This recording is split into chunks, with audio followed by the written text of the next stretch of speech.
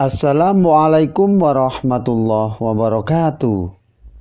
Selamat berjumpa lagi di channel Jas Merah. Dalam kesempatan kali ini, saya akan menjelaskan tentang kelahiran Nabi Muhammad Sallallahu Alaihi Wasallam.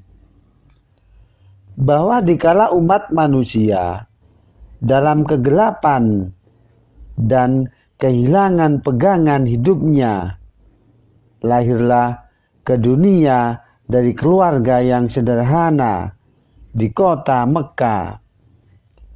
Dan seorang bayi yang kelak membawa perubahan besar bagi sejarah peradaban dunia.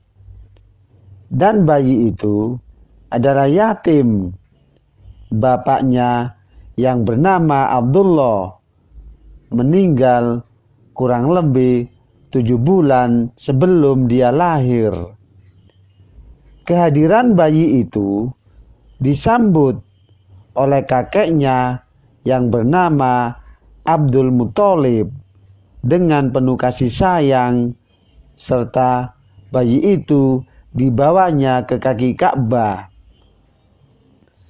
Di tempat suci inilah bayi itu diberi nama Muhammad, suatu nama yang belum pernah ada sebelumnya.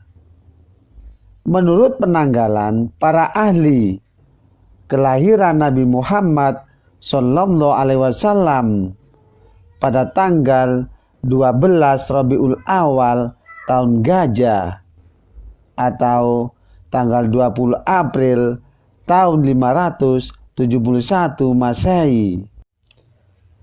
Adapun sebab dinamakan tahun kelahiran Nabi itu dengan tahun Gajah, karena pada tahun itu kota Mekah diserang oleh suatu pasukan tentara orang Nasrani yang sangat kuat di bawah pimpinan Abraha, gubernur dari kerajaan Nasrani Abyssinia yang memerintah Yaman. Dan mereka bermaksud menghancurkan Ka'bah. Dan pada waktu itu Abraha berkendaraan gajah. Belum lagi maksud mereka tercapai, mereka sudah dihancurkan oleh Allah Subhanahu wa Ta'ala dengan mengirimkan burung ababil. Oleh karena pasukan itu mempergunakan gajah, maka orang Arab menamakan bala tentara itu pasukan bergajah. Sedang tahun terjadinya peristiwa ini disebut dengan tahun gajah. Nabi Muhammad Sallallahu Alaihi Wasallam adalah keturunan dari Qusay, pahlawan suku Quraisy yang telah berhasil menggulingkan kekuasaan Khuza'ah atas kota Mekah. Ayahnya bernama Abdullah bin Abdul Muthalib bin Hashim bin Abdul Manaf bin Qusay bin Kilab bin Murrah dari golongan bangsa Arab Bani Ismail. Dan ibunya bernama Siti Aminah binti Wahab bin Abdul Manaf bin Juhra bin Kilab bin Murrah. Sudah menjadi kebiasaan pada orang-orang Arab kota Mekah, terutama pada golongan bangsawan, menyusukan dan menitipkan bayi-bayi mereka kepada wanita badia atau dusun di padang pasir, agar bayi-bayi itu dapat menghirup hawa bersih, terhindar dari penyakit-penyakit kota, dan supaya bayi-bayi itu dapat berbicara dengan bahasa murni dan fasih. Demikianlah halnya dengan Nabi Muhammad Sallallahu Alaihi Wasallam, beliau diserahkan oleh ibunya kepada seorang perempuan yang bernama Halimatus Sa'diyah dari Bani Sa'ad kabilah Hawazin, dan tempatnya tidak jauh dari kota Mekah. Di perkampungan Bani Sa'ad inilah Nabi Muhammad SAW diasuh dan dibesarkan sampai berusia 5 tahun. Dan sesudah berusia 5 tahun, Nabi Muhammad diantarkannya ke kota Mekah kembali kepada ibunya Siti Aminah. Dan setahun kemudian, sudah ia berusia kira-kira 6 tahun, beliau dibawa ibunya ke Madinah bersama-sama dengan Ummu Aiman, sahaya peninggalan ayahnya.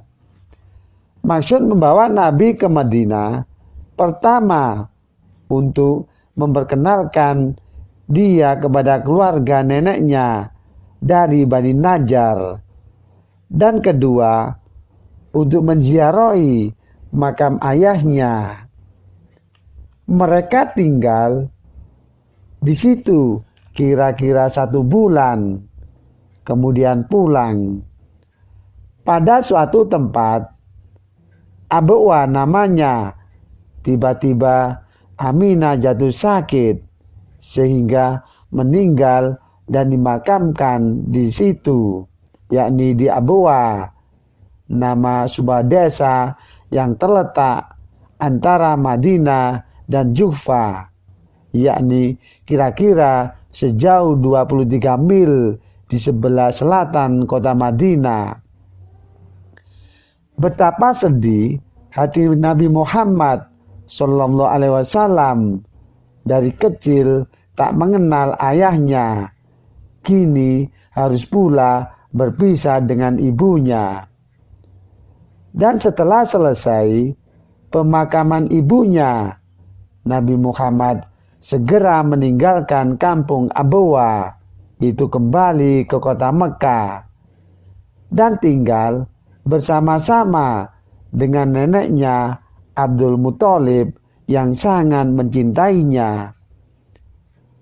Akan tetapi keadaan ini tidak lama berjalan, sebab baru saja berselang 2 tahun dia merasa terhibur di bawah asuhan neneknya. Orang tua yang baik hati itu meninggal pula dalam usia 80 tahun. Dan Nabi Muhammad ketika itu baru berusia 8 tahun.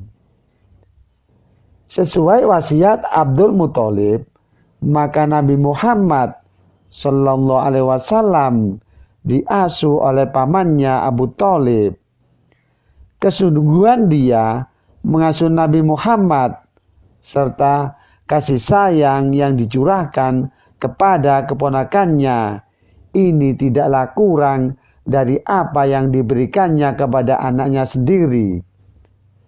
Dan selama dalam masa asuhan nenek dan paman, Nabi Muhammad SAW menunjukkan sikap yang terpuji dan selalu membantu meringankan kehidupan mereka. Demikianlah kisah kelahiran Nabi Muhammad SAW.